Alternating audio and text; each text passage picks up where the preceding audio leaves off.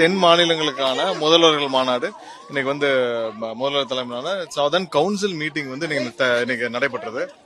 அதுல வந்து இன்னைக்கு சதர்ன் ஸ்டேட்ல உள்ள மாநிலங்கள்ல எல்லா முதல்வரும் கலந்து கொண்டாங்க. ஒன்றிய உள்துறை அமைச்சரும் அமைச்சர் தான் சேர்மன் இந்த கவுன்சிலுக்கு. ஸோ இன்னைக்கு வந்து வைஸ் சேர்மனா நம்மளுடைய தமிழக முதல்வர் அண்ணன் விஜய் அவர்கள் இருந்தாங்க. இன்னைக்கு ஒவ்வொரு மாநிலங்களுக்குள்ள பிரச்சனைகள், ஒவ்வொரு மாநிலங்கள்லயும் என்னென்ன தேவைகள் இருக்கு. இப்ப நமக்கு வந்து எலக்ட்ரிசிட்டியில தேவை இருந்தது, அதுவும் இல்லாமல் இந்த வாகனங்கள் இந்த மாதிரி இருந்துச்சு. நம்மளுடைய லேண்ட், அதாவது நிலங்கள் நிறைய மத்திய பொதுத்துறை நிறுவனங்களுக்கு கொடுத்துருக்கோம். இது மாதிரி ஒவ்வொரு மாநிலங்களும் அவங்களுடைய பிரச்சனைகள், அவங்களுடைய என்னென்ன தேவைகள் எல்லாம் குறித்து விவாதிக்கப்பட்டது. விவாதிக்க முடிக்க பிறகு அடுத்த மீட்டிங் வந்து எந்த மாநிலங்கள் வைக்கிறப்ப தெலுங்கானாவில் வைக்கலாமா அப்படின்னு சொல்லி ஒரு சில இதுகள் முடிவுகள் எடுக்கப்பட்டிருக்கு. ஸோ இது வந்து தென் மாநிலங்களுக்கு கவுன்சில் மீட்டிங் நல்லபடியாக நடந்து முடிஞ்சது. இந்த டீலிமிட்டேஷன்ல நம்மளுடைய ஸ்டாண்ட் ஏதாவது இன்னைக்கு மாத்தி இருக்கோமா? ஏன்னா லாஸ்ட் டைம் நம்ம அசெம்பிளில நம்மளுடைய ஸ்டாண்ட்ல எந்த மாற்றமும் இல்லை. நம்மளுடைய ஸ்டாண்ட்ல வந்துட்டு அந்த 543 ஃப்ரீஸுக்கும் அதே இதுல 39 தமிழ்நாட்டுல இந்த ஃப்ரீஸ்லயும் எந்த மாற்றமும் இல்லை. அதுல யாரும் வந்து இதை திரித்துலாம் சொல்ல வேண்டாம். நம்மளுடைய ஸ்டாண்ட்ல எப்போதுமே எந்த மாற்றமும் இல்லை. ஆனா இன்னைக்கு ஃப்ரீஸ்ன்றது மாதிரி இல்லாம குறைக்க கூடாதுன்றத சொல்லிருக்கோம். அப்ப குறைக்க இல்ல அது இல்ல அதுல என்னன்னா நமக்கு நம்மளுடைய இது தானே 543 இருக்கணும். அதே பாதிப்பு இல்ல 39 ஃப்ரீஸ். இதுல வந்து எந்த மாற்றமும் இல்லை. சோ அதை நோக்கி தான் நம்மளுடைய எப்பயும் நம்மளுடைய ஸ்டாண்ட்ல என்ன சொன்னோமோ அதை நோக்கி தான் நம்ம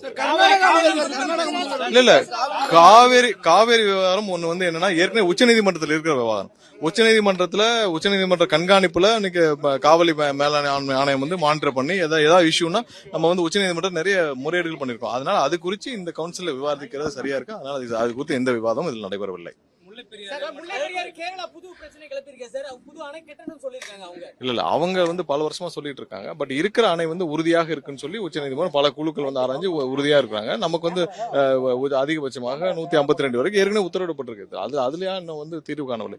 இருக்கிற அணை வந்து மிகவும் உறுதியாக இருக்குன்னு சொல்லி பல ஆய்வுகள் செய்யப்பட்டு உறுதியாக அது வந்து இறுதி செய்யப்பட்டிருக்கு. ஸோ அவர்களுடைய எண்ணமாகவா இருக்கலாம். பட் இருக்கிற அணை மிகவும் உறுதியாக இருக்குன்றதா எந்த மாற்று கருத்துல. காவிரி விவாதத்தில் அது இங்க விவாதிக்க முடியாது. ஏன்னா அது ஆல்ரெடி உச்சநீதிமன்றத்தில் இருக்கனால அது குறித்து இங்க விவாதிக்க முடியாது. அது குறித்து எந்த விவாதம் நம்ம முதலமைச்சர் சந்தித்து பேசியிருக்காரா? இந்த காவிரி நீரை கொடுக்கணும் அது மாதிரி கேட்டிருக்காரா? இல்ல இந்த கவுன்சில்ல காவிரி நீரை பத்தி நம்ம இந்த மாதிரியான கவுன்சில்ல அதிகாரப்பூர்வமா பேச முடியாது. ஏன்னா அது உச்சநீதிமன்றத்துல இருக்கிற வழக்குல இருக்கிறது. அதனால அது குறித்து எங்கேயுமே பேச முடியாது. நன்றி. இல்ல டீலிமிட்டேஷன்ல நம்மளுடைய நிலைப்பாடு ஏற்கனவே அதே தான் நிலைப்பாடு. அதுல எந்த மாற்றமும் இல்ல. நம்மளுடைய நிலைப்பாடுகள் அனைத்தும் சேர்ந்து எல்லா வேறு சில முதல்வர்களும் அதை வந்து வலியுறுத்தினாங்க. கண்டிப்பா நம்மளுடைய நிலைப்பாட்டுல அந்த 543 ஃப்ரீஸ் 39 வந்து நமக்கு இதுல எந்த மாற்றம் தேவையில்லை. அதே மாதிரி தான் கேரி அவுட் பண்ணணும். இதுல எந்த விதமான டீலிமிட்டேஷன் இப்ப வந்து சரியா இருக்காது. அதே தான் வந்து நமக்கும் தேவை.